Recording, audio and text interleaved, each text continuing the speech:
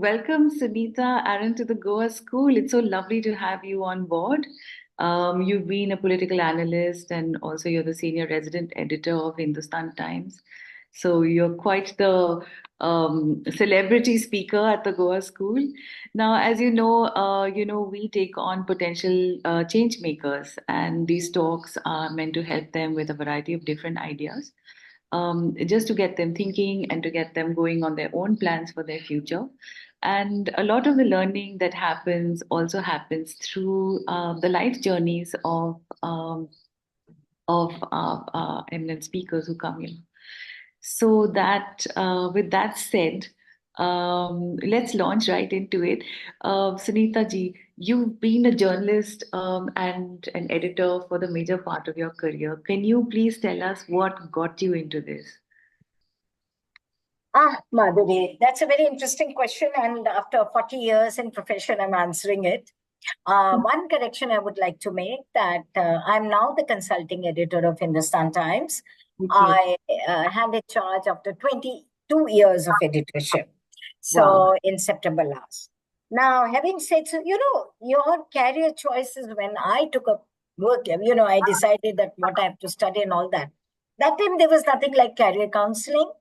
Like we either drifted in some profession or the destiny took us there. It was nothing very, very planned. There was no one to guide us. Like every parent wanted their child to be an engineer, MBA, doctor. Those were the only professions that they thought of. Yeah. And I was a bright student, but I never wanted to study too much. I was more into games and all that stuff. Not a very serious student. So I did a course in journalism from Bharatiya Vidya Bhavan in Delhi because I thought I'm very inquisitive and I like meeting people. I'm social. So I thought this is perhaps one profession which, I can think of. But my parents were very reluctant. Journalism, kya hota hai? What money? Hardly any newspapers were there. Few newspapers were there. Channels were very few. So I got married and my mother-in-law was a writer. So she said that, you write, why don't you try in journalism? This is how I got into, and it was not very easy. 1982, I'm taking you back to. And there weren't any women. I think there was only one in Lucknow. And the only thing they could think of giving me was, okay, you can write, you can do review of TV programs, you can write on women issues, housewife issues, cookery. They never thought a women can go beyond that. Yeah. So, you grew to write all these really cool books on all the political observations that you made, and I'm seeing that you did things like Winds of Change. I wrote 3 books, and they are on politics. One is on Akhilesh, one is on dynasties, and which is the Gandhi. No, it's not on one Gandhi. It's the dynasties across India. And then I've done one book on coalition politics, the games politicians play. Ballots and Breakups. And I'm writing a 4th one. I'm in the process of writing my 4th one. Right. Oh, awesome. Wow. So, okay. So now you started with somebody saying, look, what will girls do in this profession, all the way from being the author of these fabulous political sort of descriptions and commentaries.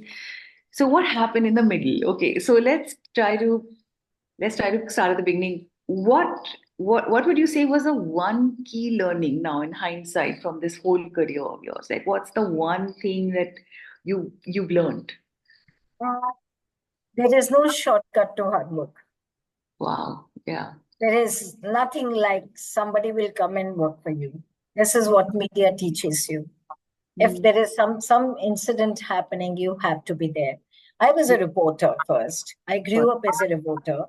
And you don't have to take no from people. You have to pursue. If you have to do an interview, then you have to ensure that you do it.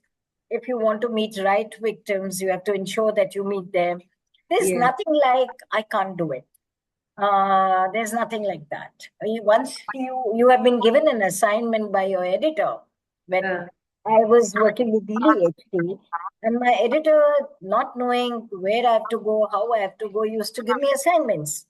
And Right. Madhuri, interestingly, my motherhood also started at the same time. 1982, I joined Hindustan Times, and my son was born in 1982, 3 months after I joined Hindustan Times. And Kushwant Singh got a shock of his life. He said, I just interviewed this lady. How could she produce a child in 4 months, So, but this is what I learned how to, cover up yourself and so that. Yes, when I say nothing, no, not say no.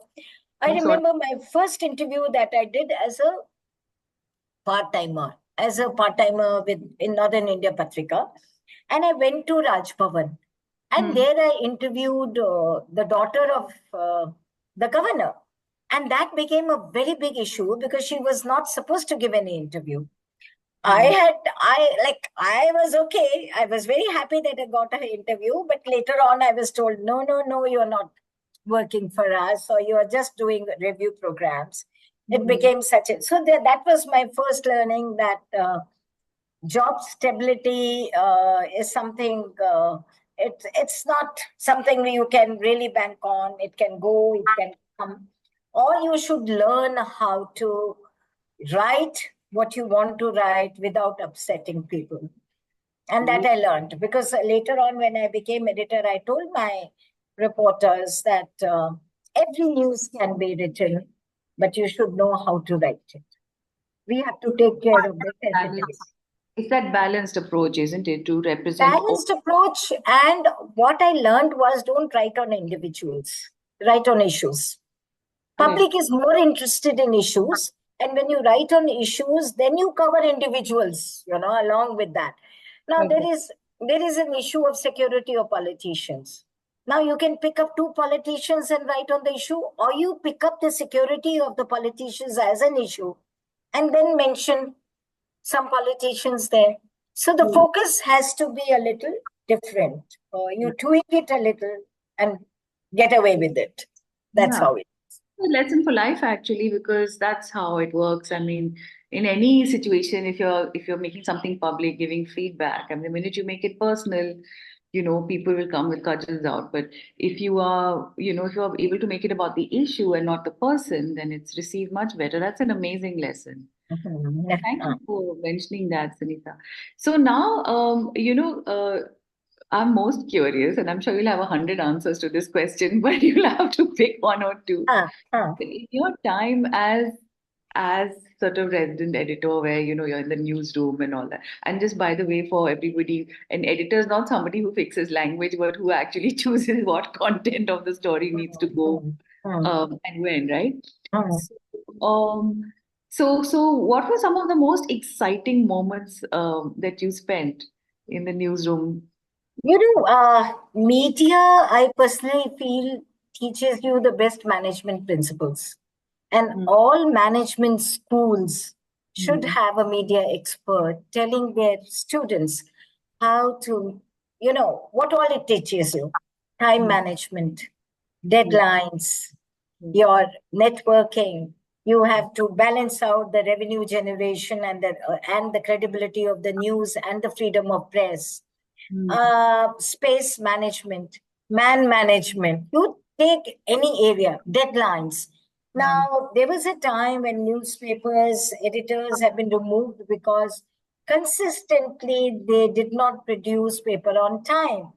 Now, we have deadline for pages. Say one page has to go at 11, then 11:10, 11:15. 5-minute delay upsets everything.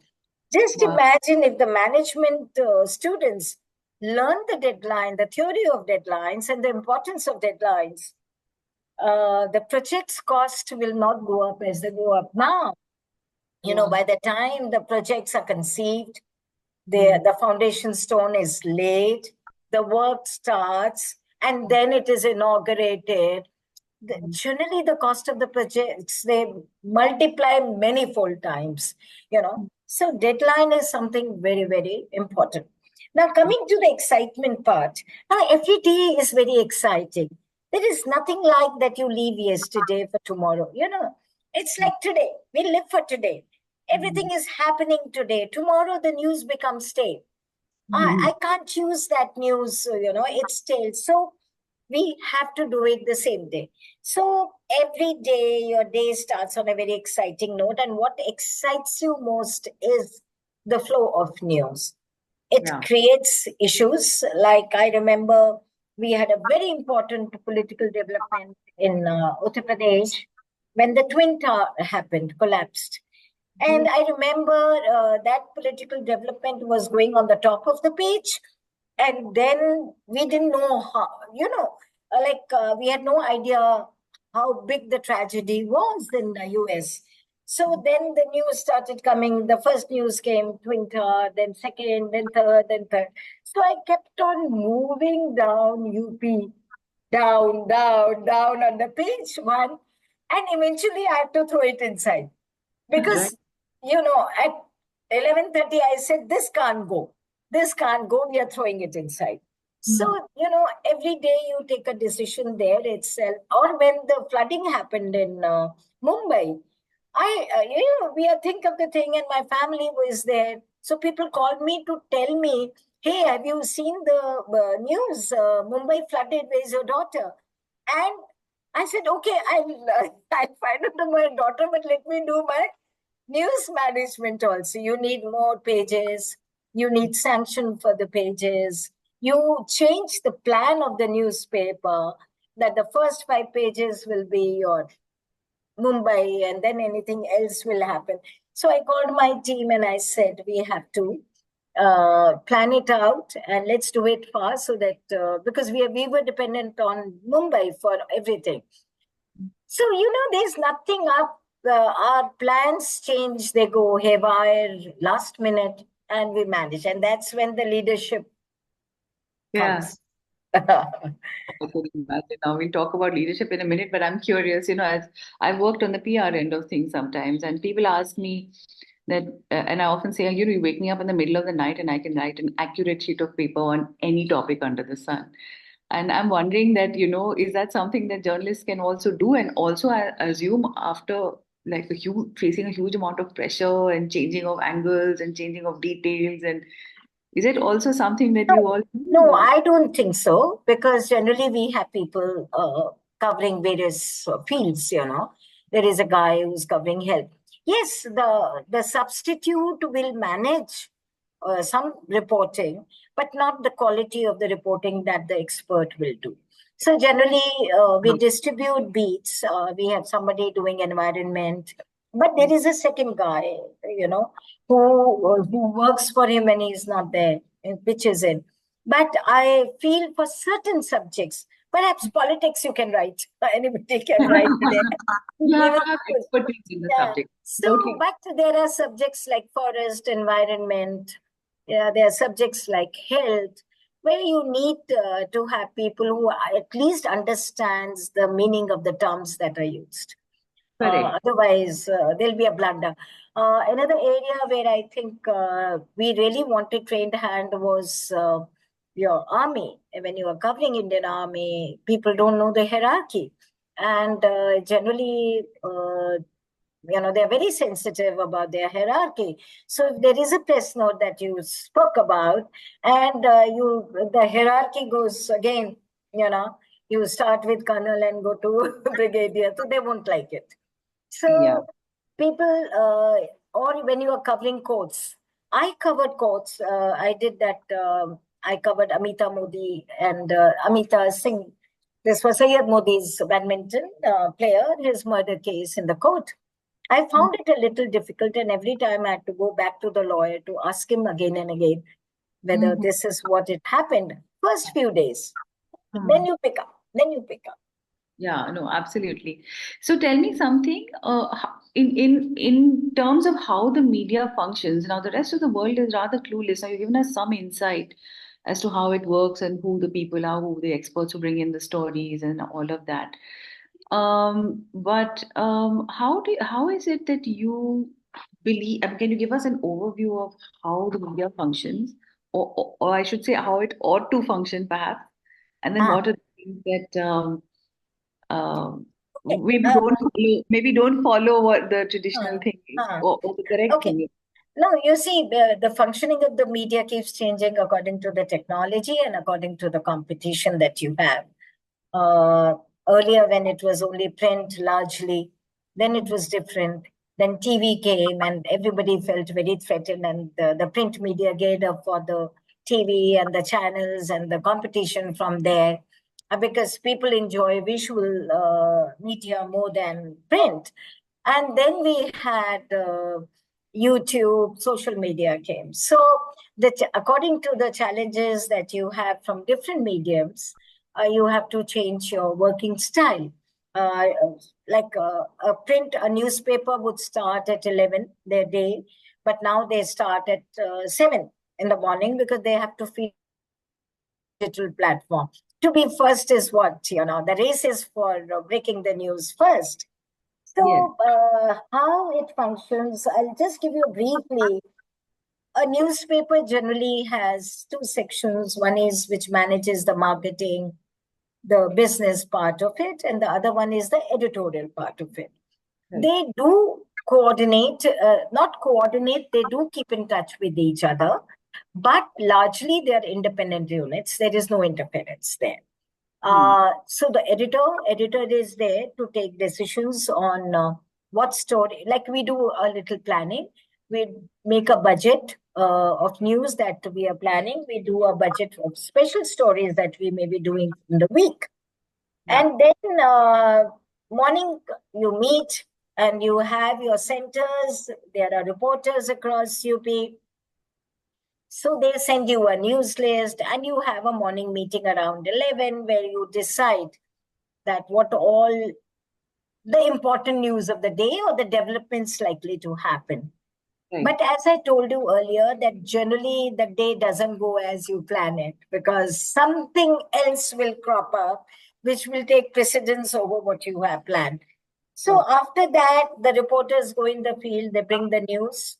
There are certain guidelines given by every newspaper how you have to do it. Like in our case, we have been changing our guidelines in the sense that in a crime story, Hmm. we insist that we must take a version of the person against whom FIR has been lodged.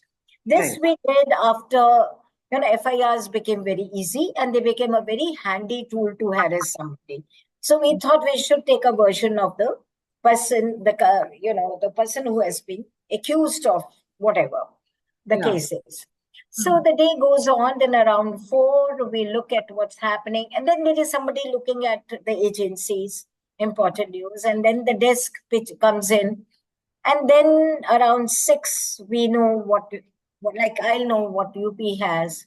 Around 7, we'll have our own list of stories, and by 8, we'll have a final meeting with Delhi. So even with Delhi, we have a meeting at 6 o'clock and then 8 o'clock, where we know, okay, this is what we should expect from Delhi. These are the developments that have happened in different parts of the country. And then, so at 8 o'clock is the most crucial time when we decide what's going on page 1 and we decide what's going, inside.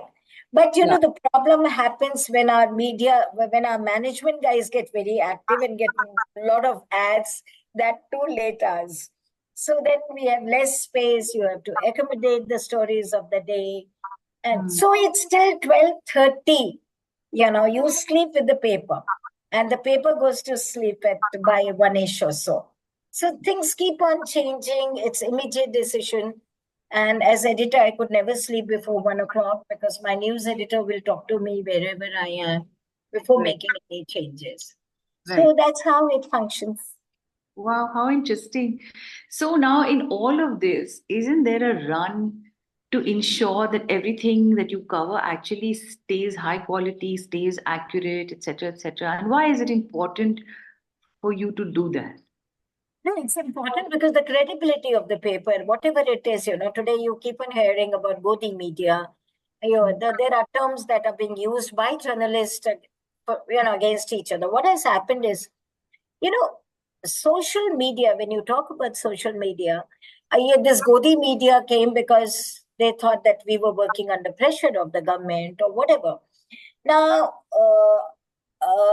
pressure is to the extent of how much space we give to the chief minister. But they don't stop us from giving space to the opposition leaders, or they don't tell us to curb their voice. Right. So, yes, there are issues you have to, that's another job of the editor, that you Right. smuggle in whatever you want and next day be ready to, handle the music also. It happens. It's a step forward and a step, maybe two steps backward, another step. Depends on the regime that you have, at that point of time. Some chief ministers have not, I have seen about 12 chief ministers during my editorship. Some chief ministers were very cool. Rarely did they bother us with all this. But some have been very, very difficult. But this is a part of your profession. You learn to manage people. And Yeah. people means not only politicians. Are you have people coming and asking you, you people don't report corruption. And then you tell them, which corruption are you talking about? Such and such thing happened there. Okay, you have the documents. I can get you the documents. Can I quote you? No. So how do we report it? It becomes very, very difficult. You need sources, right? You need your Yeah, sources. you need sources. You can't just write that so and so raped so and so. Now, I need, if somebody is coming to my office saying this, I've given a very painful example. But I need to be very sure that he's not accusing his neighbor because of some dispute that they have between them. Yeah. It's difficult, but that's what we are trained for. The entire team is trained for. Whatever the reporters find, they go through it with a fine tooth comb and then approve it. Ah. So in a sense, you're sitting there judging situations in real time, Yeah, and then real time. there's any truth in it, right? Yeah, yeah. Good job. And what, I mean, does it ever happen that you are wrong, for example? No, so far there have been many hilarious incidents where, when we started using, we have gone wrong. Let me admit, it's how can I say that in so many years, 40 years of journalism, we did not go wrong even once. We did. One has to accept it, concede that. But there have been incidents like, when we started using spell check, and there was one Justice Bhamar Singh, and our guy did spell check, did not check the spelling there, and it read as Bandar Singh. So, we had a lot of problems because he was sending us a contempt notice. And I had to really handle it before the notice arrived. I sent my legal reporter with an apology letter because it was a blunder on our part. And you have to apologize where you have gone wrong, but not always you are wrong. Not always you are wrong. Like there was another case, a senior police officer, there was some case against him, and FIR was there. We had taken his version. But later on, you know how it is. The complainant developed a cold feet, withdrew his complaint. Now he wanted us to withdraw our report. Now we can withdraw, we can publish a corrigendum, or we can publish with corrigendum. In this case, you don't need a corrigendum, but you can publish the details, the updates that are there. But once Google picks it up, it becomes very difficult for us to remove it. We have to request, it's something which, and he wanted us to get it removed. Later on, I did manage it, but these problems happen. Yeah. So we'll talk about the differences between social and Google and things that because once it goes online, it's sort of there forever. It can damage your reputation, Yeah, right? But we'll talk about that in a second. But I'm also, I mean, we're making this recording yeah. on a day that we've actually, It's all right. no, no, but between yesterday and today, we've kind of found out who's won the elections in America. Yeah, And some of yeah, us are rather, disappointed, or at least, so, when the news makes like, they say, oh, it's a dead heat, it's exactly, they're running neck and neck and that kind of thing. Versus reality is that one person totally swept the other person. And how come how come there was no accuracy in that reporting, or was it? So I'm just curious that when you face situations like this where it is actually impossible to tell who's going to come out, like how do you report? Because you're not sure of what the truth is. That's one. And secondly, if you can just give a little commentary on how and why is it that these days people are so easily getting polarized? Why do we fall on such extreme sort of on such extreme sides of the continuum? Why is that happening? First question was you were talking about Trump and how most of the predictions went wrong. It happened in India also, 2024.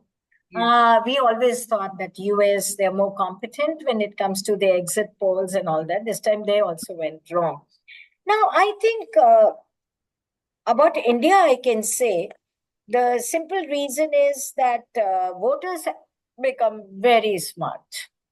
They have become very smart. There was a time when we used to go and sit at a dhaba and start the discussion, and we used to know what's happening. We couldn't say that, okay, so many seats this party is getting, but we could say that, yes, this party has an edge. Newspapers have stopped doing, numbering. They don't do number crunching. They don't do now.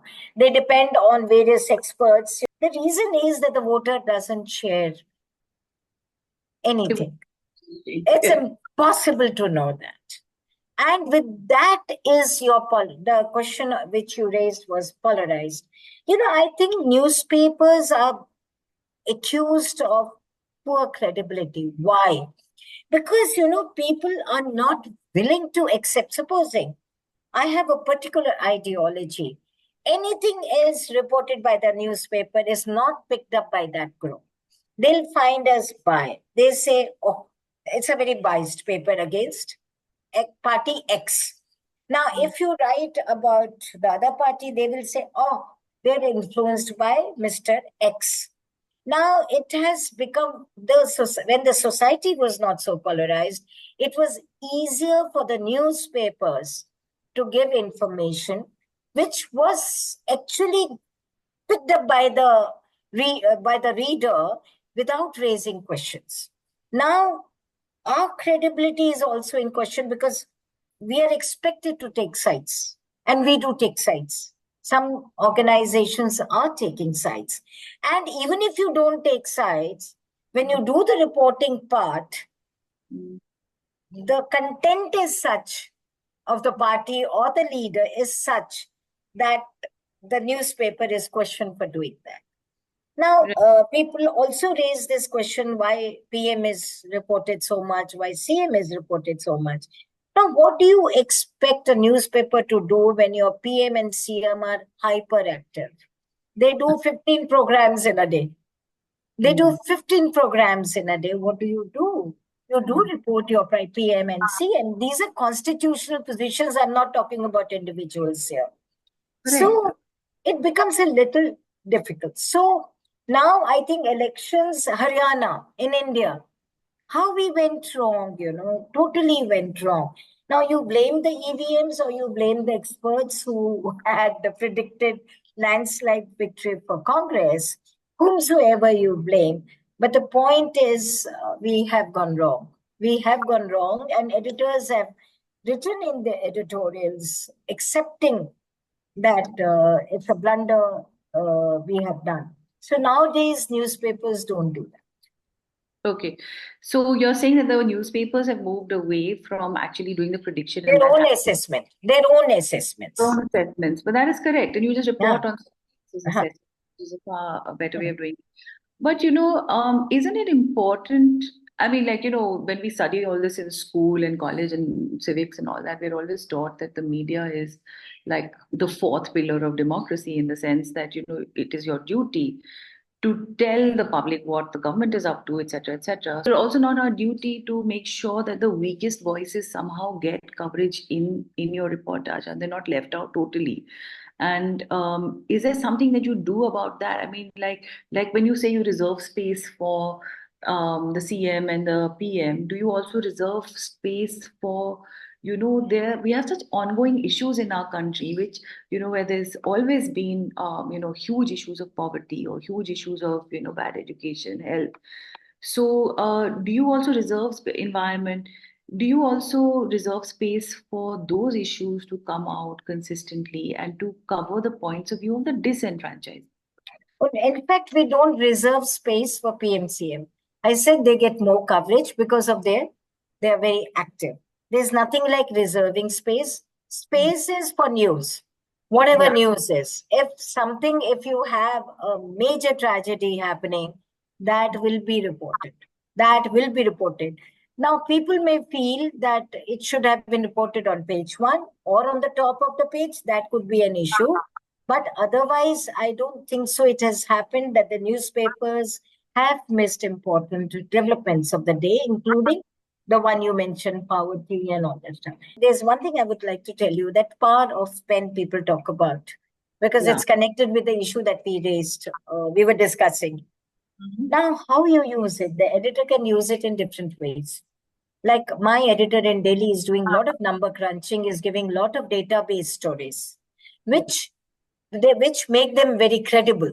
When you're putting data, that means people can, we don't have to comment. The data says it speaks. Huh? Right. I did a lot of programs. We picked up issues. I used my pen on for social issues. Maybe acid attack survivor, whom we gave them platform. First platform I gave them for a fashion show. That was 2013. Then, whether it is trafficking, UP did not have a policy. We forced the government to have a policy on trafficking because we do HT women and we decided to take up issues. Rape. Uh, Initially, we did for the city, that what all city needs. And we gave that memorandum to the Prime Minister Atalji, who was our MP. So, every editor is using the space in a different way. Now, I just want you to think about it. Whether it is bulldozers, whether it is various schemes, whether it is rape and Nirbhaya case, Yeah. starting from Nirbhaya case, who ran the campaigns that the judiciary was compelled to take a note of it? It's the media. Media. And media has done it without people coming to them, Right. without people even having the courage to comment on them. Yes. Who has done it? So, media, despite the limitations that people talk about, has Mm. been raising issues from time to time. Right. Maybe not with the same missionary zeal with which they were fighting the independence battle. You know? Yes, but if you look at it, I think the success of various schemes or the failure of various schemes, if we have caste complexities, if we still have untouchabilities, if women is not allowed to walk through a village, she has to take off their chappals. How how do you think people get to know about it? It is happening in Bundelkhand because Right. media has reported it. Right. So I will not say that media has been doing its bit, but yes, the problems are so many that maybe it requires more space. Maybe politics takes more space, but I'll tell you, Madhuri, all newspapers after doing readers survey decided to give one pleasant news or a development news on page one because people were fed up with, you know, like rape and all these cases being reported. They said every day you reported, but every day they were happening. And then they said, we'll read it inside. Right in the morning, we pick up the paper and we find such a unpleasant news to read. So if you'll notice that health and development started taking precedence over crime. Major Mm. crime is reported on page one, rest is pushed inside. So Mm. it is there, but yes, maybe more to be done. Yeah. Cool. So you're basically what I'm hearing you say is that there's actually a very important link between media and democracy in the sense that you are tracking the issues, you are surfacing them, you're reporting them, you're even starting starting, a few movements around them. So definitely, that is something. So let's just go back. Let's go back to a question that we had parked earlier, which was around social media and traditional media. Hmm. Do you think that social media will one day overtake traditional media? The credibility is a major issue. Whether we are using it correctly is an issue. So I think even today we did feel very threatened when social media came, when the TV and channels came, but not now. People are going back to print. I know the younger generation is not reading newspaper. I will not say 100%, but largely. But there is a small section which is very, very regular with newspapers. They are not reading newspaper because they are not interested in news. They are interested either in news that pertains to their career, which they can find online, or to their health, or to the glamour industry. Let's put it like that, or to the employment opportunities. So now social media has a big credibility issue. I watch YouTube, and I also read newspapers, and I also watch TV. I can say even they are one-sided. They go empty. And so many times they've gone wrong, but they continue with their tirade, their crusade, as they call it. And on the side, if they are soft, they also go wrong. So right now, the reader or the audience has to make it follow everything and make a balance out of it. But the problem is that the reader is also very biased because he's also divided on ideological rights. Yeah. What do you do? What do you do? Can say for myself that I think I've started consuming news digitally, but Hmm. still from traditional sources. So it's more that I've left the actual newspaper behind, Huh. but Hmm. I'm still getting my credible news from well-known Yeah. news. So I think that I mean, I think I'm pretty sorted in having done that. Huh. Most You of the people are know, doing that. which are the issues that you feel have like solved themselves or well on our way, and which are the ones that we really like the next generation of journalists really have to tackle? I think women's safety is one thing which they'll have to. Till date, after 40 years in this profession, I was the first editor in North India. And Mm, now women have come out. So now you have more women in media. mm, And I somehow feel that women's safety is a major, major issue that for their mm, own safety, for the safety of the future generations, the way people look at you, the people will talk to you, and it has to start from the officials, the politicians, because they need to respect women. You know what has happened in our society? The respect for women has just disappeared. I could never, there was a time we could never imagine people thrashing a woman in the open. Today, people don't even stop if a woman is being thrashed. 50% of your population is not feeling safe. It's not good for the country, I feel. This is one issue, and I think this issue will remain for years because women are coming out. They're more assertive and they are performing very well. They're efficient, they're multitasking. So efforts will be made to pull them back mm. because again, the mindsets have not changed. Right. So as more and more women come out, they Mm, should get safe space to work. I feel that that's a secured environment to work.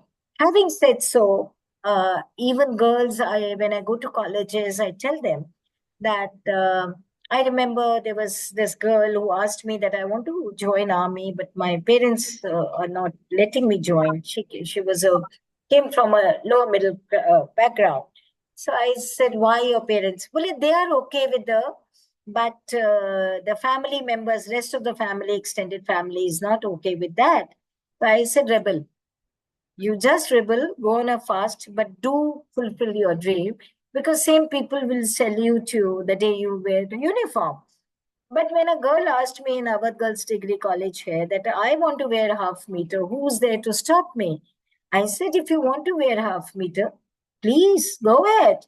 But then you should understand that you're responsible for the consequences that will follow. If you want to, I don't know. consequences. A No, girl, no, no. The half meter that she wanted to wear? just a small cover, like film stars, which you can do in a half meter. So just a straight cover from here Oh, to, right. So something stinky, basically. yeah. Okay. So I said, if you want to wear half meter, be ready for the consequence. Don't blame your parents or your friends or anybody else. Because you see, the problem is not in wearing half meter. The problem is our mindsets. Is our society willing to look at you? Are they looking at you as a woman, a progressive woman, and not at your body or as an object? I think no. As of now, we are not. That's an issue. Yeah. So one issue is, for me, women's safety, usme children also come. Reading or writing or reporting or publishing reports about 2-year-old child being raped kills me. It kills me, literally kills me. And yes, there are issues. I also think about harmony right now, which is, somehow we are the social harmony part. I think we should maintain that, whether it is caste or community based. I'm not talking about only communities, Hindu, Muslim. I'm also talking about upper caste, lower caste, and all. I think India has to maintain that harmony that it has been known to progress further. Third is population control. We must control population. Control. All right. So you're saying that we must limit the number of children we have? Or? Yes, because the more, why do we have unemployment? Where are the jobs? Now, the more hands you have to, the more mouths you have to feed.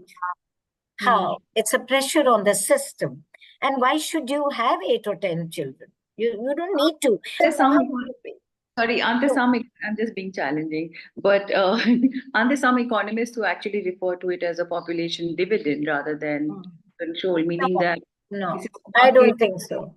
no? Not right now. Not right now. The bomb has exploded in the sense that our services are all bursting at the same time. So, I mean, I agree with you there, but I'm just wondering, why is it that we can't do a better job of trying to put in more resources into this population that's growing, so that, say in a few years, we will have a dividend of extra people, a good market, people who Extra people doing what?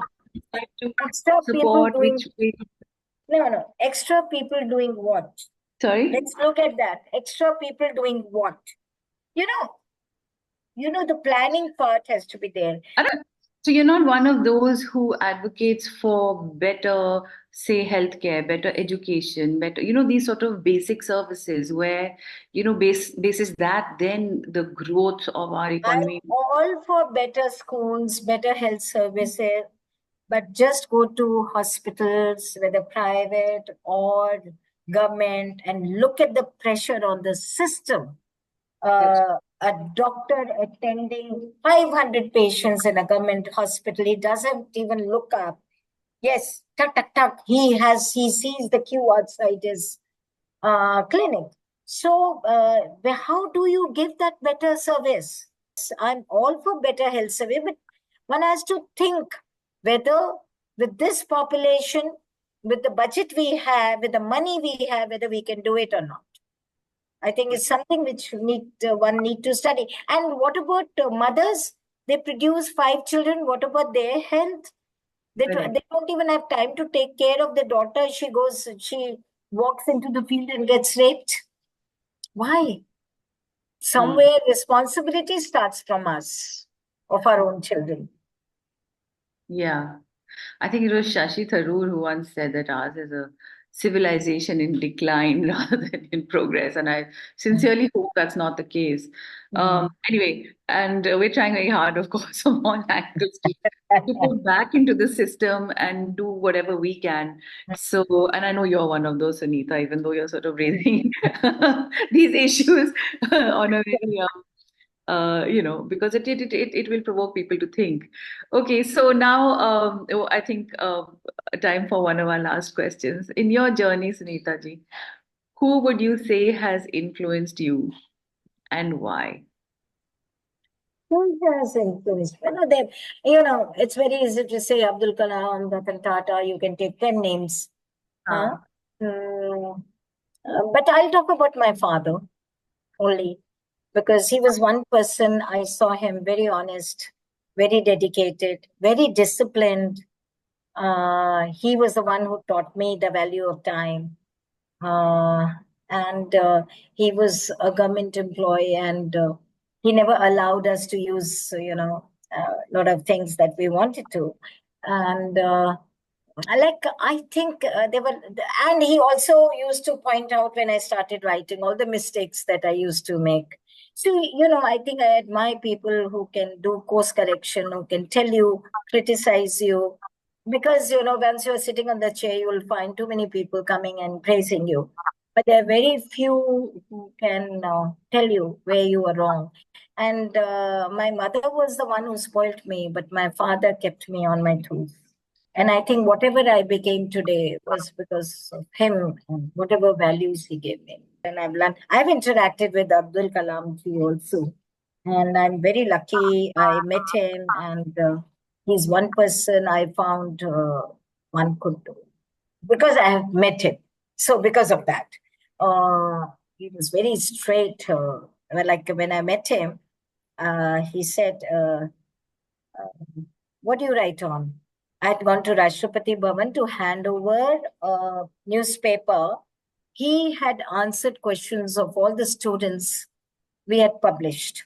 And Rashtrapati Bhavan took the initiative of calling me, telling me that the president has decided to answer all the questions that you have published in your paper. And there were about 50 of them. And I said, okay, I couldn't even believe that it's a call from Rashtrapati Bhavan.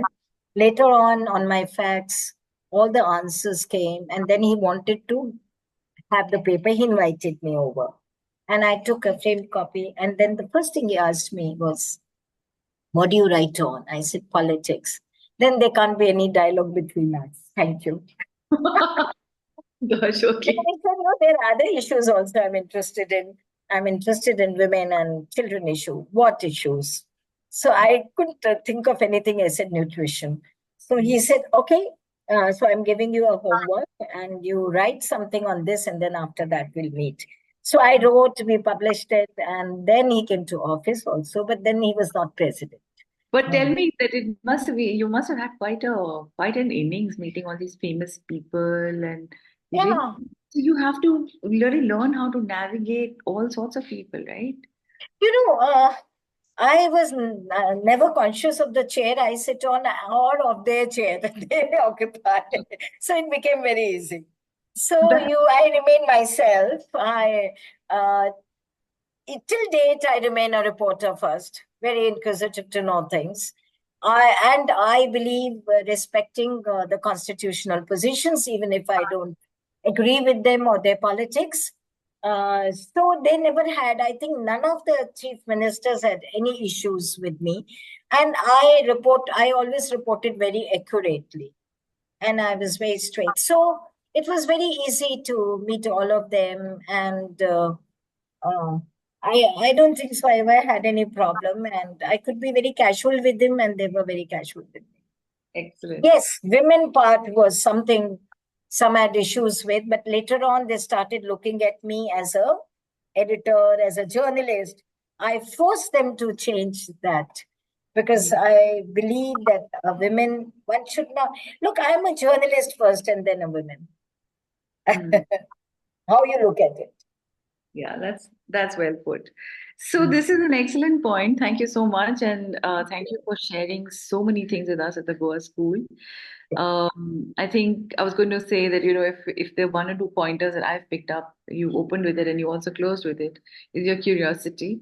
I think if Mm, we stay mm, curious, there's many things to learn along the way, and you mm, can also course correct on your own, right? Because your curiosity will allow you to let in further and further mm, good mm, information, which will allow you to mm. navigate the world in a better way. Sunita, thank you so much. It's been absolutely wonderful having you, and it's very kind of you to do this. Thank you so much. Thank you. Okay, thanks. Bye. We can Bye. conclude the